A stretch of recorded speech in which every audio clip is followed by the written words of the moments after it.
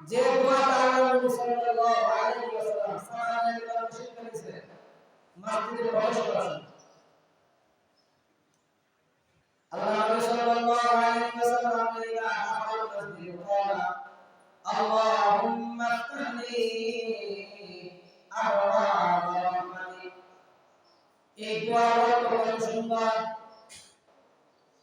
এই দোয়া যে পড়া বলেন আল্লাহুম্মা ইফতাহলি ও আল্লাহ ইফতাহলি আমার জন্য আবওয়াবা সমস্ত দরজা সমূহ রহমতের অর্থাৎ রহমতের দরজা আল্লাহ ও আল্লাহ রহমতের যতগুলো দরজা আছে দয়ার যতগুলো দরজা আছে আল্লাহ সমস্ত দরজা দিয়ে আমার জন্য খুলে দেন।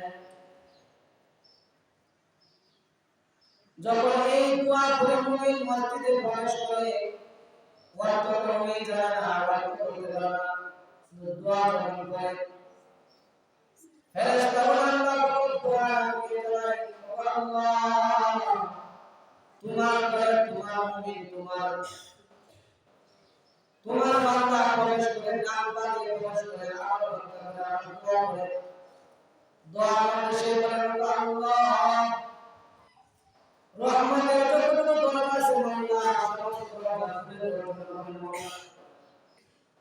আল্লাহ রব্বুল আলামিন রহমতের ফেরেশতাদেরকে রহমতের ফেরেশতারা ওই বান্দার জন্য যতটুকু রহমতের দরজা আছে সমস্ত দরজাগুলো খুলে দাও। দয়া যতটুকু দরজা আছে দয়া যতটুকু দরজা আছে সমস্ত দরজাগুলো খুলে দাও।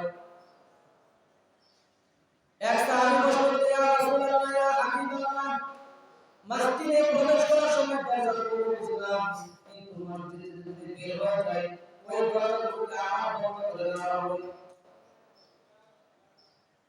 কারণ মসজিদে প্রবেশ করতে দরজাটা রহমতের দরজা খুলে দিয়েছে, যদি মসজিদ থেকে বের হয়ে যায় তাহলে আবার প্রবেশ করবে না।